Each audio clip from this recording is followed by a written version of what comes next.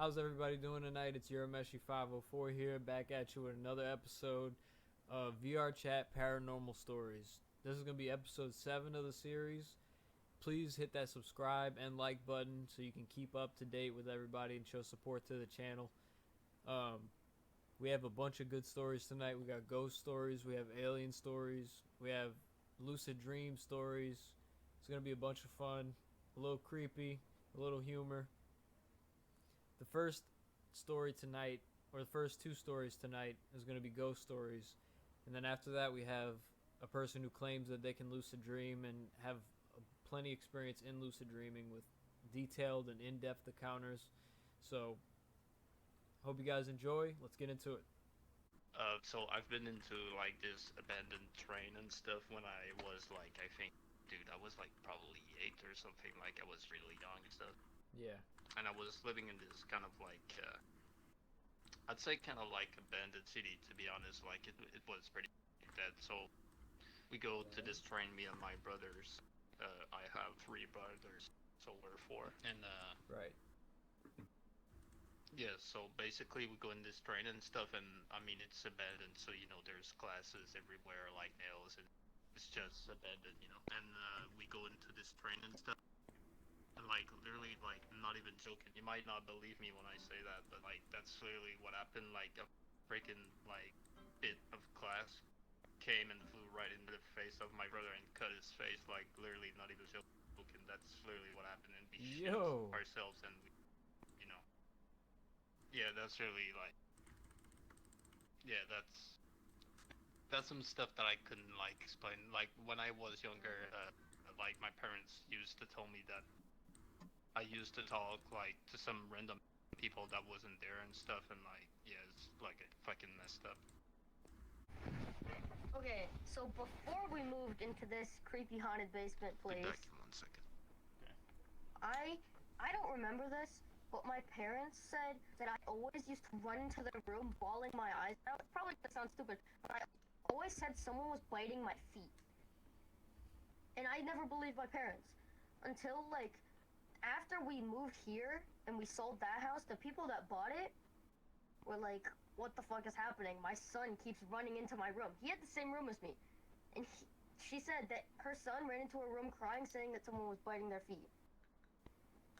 And my sister, Get out of here. had this, yeah, my sister, she always said that she had like an imaginary friend, and I don't remember her name, but my dad thought that the house was haunted, and he had a bunch of ghost hunting gear and shit, so he went in there, and he got like a spirit box, and the only thing that they heard at night was on the spirit box. He said, "Is anybody here?" in my sister's room, and it said the name that my sister said her imaginary friend's name was. Let's hear it. Okay, so I used to do a lot of lucid dreaming before. Like I tried to practice it and get into it. Right. And then I stopped for a while. When I was on a trip in another country, I had a dream that ended up becoming a lucid dream, and so I was flying around doing my own thing, and after a while, I ended up being transported into this like weird. I want to call it cyberpunk, but it's not necessarily cyberpunk city-esque thing, right? Right. I was still relatively in control, but then there was somebody who came up to me that I didn't know, didn't have control over. He seemed autonomous, and they said, "Okay, get into the ship and let me speak to you." So then I enter this little flotation ship that had no ceiling or anything like that. It's just like a little hover pod, like fucking Eggman, right? So then we're beginning to talk about how, you know, things aren't all as they seem, and we begin to fly above the cityscape. And so they say, look over the horizon. There's a sun that is in the distance, but then it begins to start closing in. As it begins to start closing in, it then, like, reaches a point where it gets so close that it ends up becoming a minuscule thing. They turn to me and they tell me, I am administrator. Find me. And then they end up disappearing.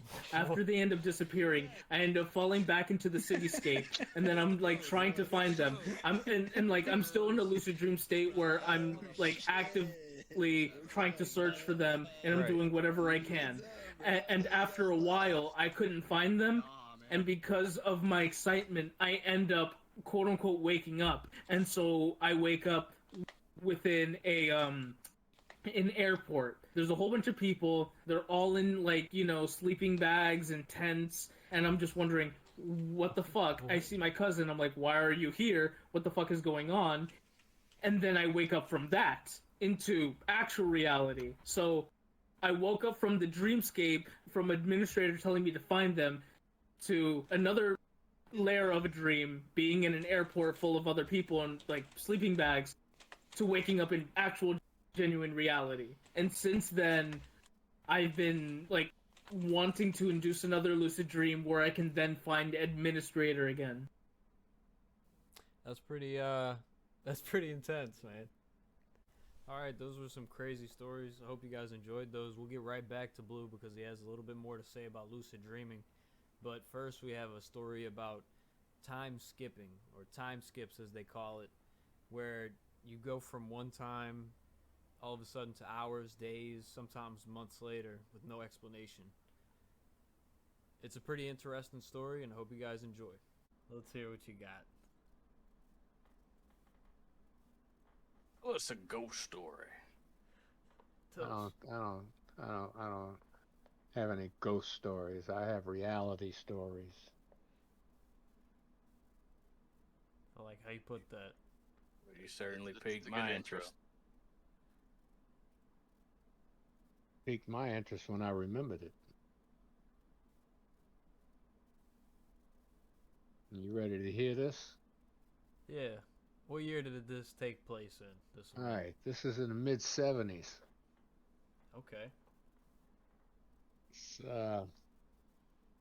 Knew this group of girls, and used to hang out. The apartment complex I lived in had a bar in the middle of the complex, and everybody used to hang out there. Right.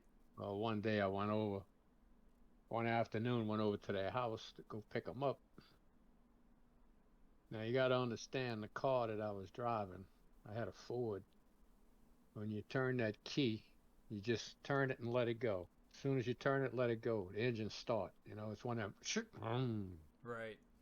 So, I get out the car, go up there, knock on the door, talking to them for a few minutes, and say, y'all ready? Say, yeah, let's go.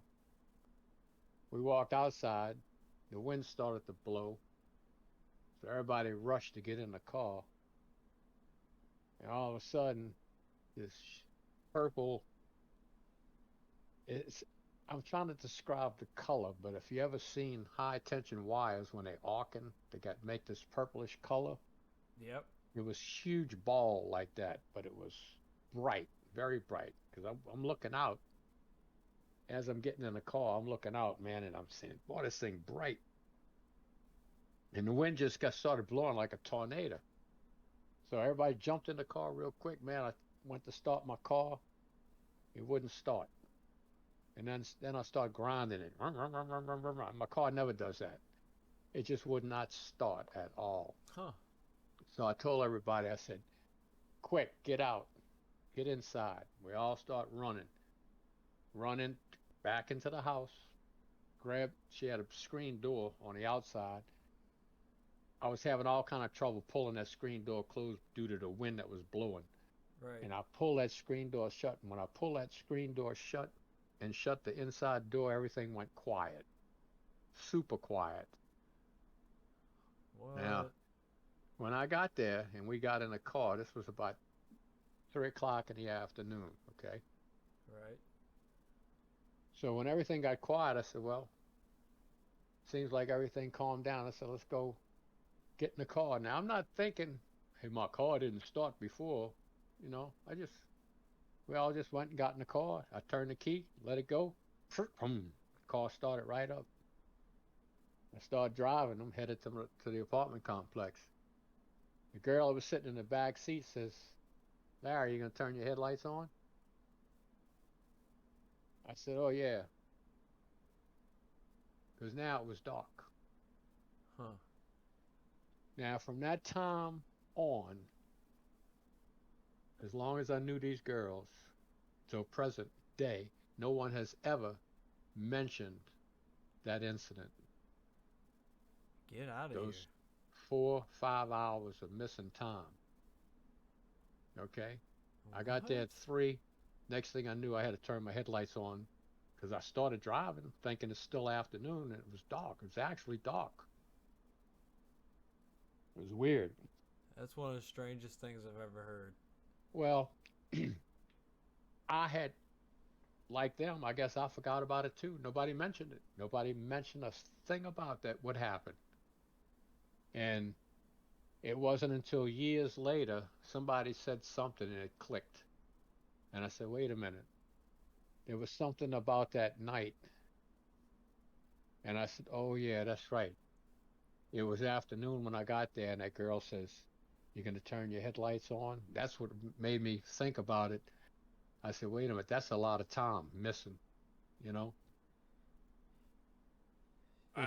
It was weird. It was weird. That is strange. Yeah, encounter with the third kind. Missing time. Like Car wouldn't start. like a rip in the space-time continuum.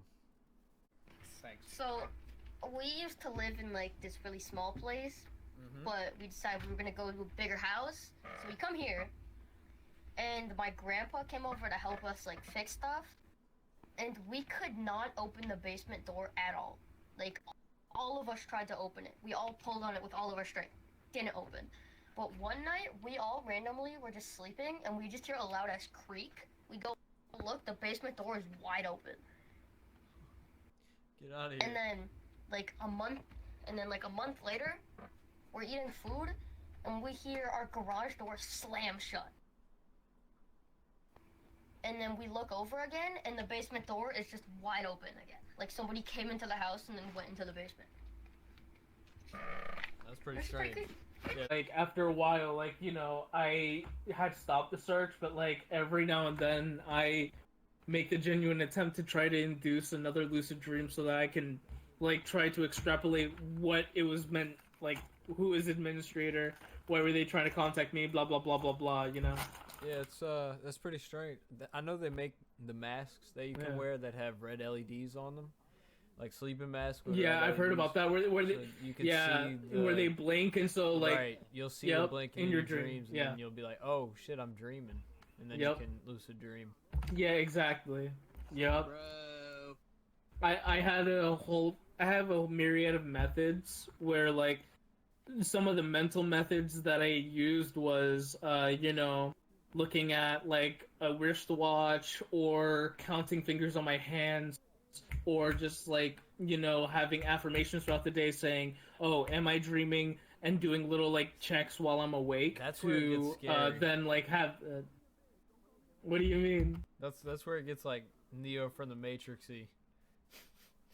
You're like, what is Oh, reality? I mean, no, I That's feel why I that. haven't really fucked with it, to be honest, because you know what I mean. Yeah. No, I completely understand. Like, I feel like where most people get drawn off is less from that, though, and more so from the idea of sleep paralysis, because that's something that you have to get over if you get into lucid dreaming. I've heard a that bunch a of lot of those. I've also heard of Yeah. astral projection. Got a couple of those. Astral projection is an entirely different animal in its Right. fucking self. I haven't been crazy. able to astral project. He said he was No, looking genuinely. at his own body. Yeah, you're able to look at your own body and you're able to have an offshoot of yourself and then like traverse the actual physical world. And so I don't know the ramifications of that because I've never been able to, but I've only gone as far as like lucid dreaming on a semi-regular basis. I do see things before they happen. You see things before they happen, like in your dreams. Yeah. Yeah. Mm. I predicted what was the super bad storm we had in 2001? Ivan. Katrina? No, I was in 2005. Yeah, I remember that. 2005. Ivan. I remember that. I was telling that story to people long before it happened. Really? I told them I seen New Orleans destroyed. I remember that. I saw. Now I knew exactly that it was going to happen after I saw the events that I had seen in my dreams. Really? I went to the Hilton at the foot of Canal Street, well, Partridge Street, and I see the part of the building is kind of fell down and is rubble, and I'm digging in the rubble and I pull a coin out, and the coin is like a hexagon shaped coin. And I said, I've never seen anything like this. Now we talking years, okay, before. Right. And then I saw the ferry boat crossing the Mississippi River, and it had sleek lines on it. In other words, the posts on the ferry were not straight up and down; they were on an angle to make it sleek looking. Huh. And there was the hexagon-shaped coin. That was the Susan B. Anthony coin that came out. And then Canal Street got new ferries, and when I saw that ferry, I said, "Whoa, there's those sleek lines, you know, Mm-hmm. that I saw in my dream." Mm-hmm. Now, a guy at work, Alan Wattsman, he can't. I had went to sleep before I went to work. Naturally, I was sleeping. I had a dream, and I went to work. Mm-hmm. In my dream, I saw an ignition switch on a flat panel. When the key went in it and it turned, it started smoking real bad. You could see smoke coming out. If you remember that Mission Impossible, this tape will self-destruct, and you see all that smoke coming out, that's how it did. When I got to work, I asked Alan. Well, Alan came up to me. I said, Alan, man, I said, where's your bug? He had a VW van. Okay. Right. He said my ignition switch caught on fire. I said, okay. I just marked it off as a coincidence. The next night I went home. I had the dream. I'm sitting in a dentist chair and I see all these cracks in my teeth from the x-ray. Just wide cracks everywhere. I said, wow, that's weird. I go to work the next day. A friend of mine asked me for a piece of gum because I always carried Wiggly's gum with me. Right. I gave him a stick of gum. He started chewing on it. He went, ow! And he pulled out half of his tooth. Now that's weird. Whoa. Okay? These were the two dreams that I had prior to the dream seeing Katrina, which gave me 1, 2, 3. This is to let you know that this third one's going to happen. Because I had 2 nights in a row of things that came true the very next day, and then I had this dream of things that weren't even here yet. Or when I seen New Orleans totally destroyed after Katrina, I said, whoa, hello. But that was the whole problem. I couldn't pinpoint when it was actually going to happen. I just knew it was going to happen. I just had no idea when. You was in California when Katrina hit, huh? I forget. Well, no, I came. Yeah. You were coming, if you were coming from, or you were in right I before. was coming through. Yeah, I passed through because I asked Mama. I said, "You want me to pick you up because I'm passing down that way?" She said, "No, I'll be all right." Yep. I was in California too. But you know, it's I can see now how people can see things. Have either of you ever experienced anything paranormal, like aliens or ghosts, something that you can't explain that's happened in your life? Dude, I legit had a dream where I was like UFO'd up my stairs and then like out my bathroom window. And I remember it so clearly because it hurt so much. Like I was actually tumbling up the stairs and then I was like dragged out the window. And then I saw my sister crying out on the other side of the yard. And then I woke up in so much pain the next day in my bed. Huh. That happened to me one Like time. I don't know if it was like a was fucking crazy nightmare. I don't know if it was like a crazy nightmare, but like yeah. Hope you guys enjoyed tonight's episode. We met a bunch of great people, heard a bunch of great stories. If you did like this video, please hit that like button and subscribe for the next episode. Until next time, peace.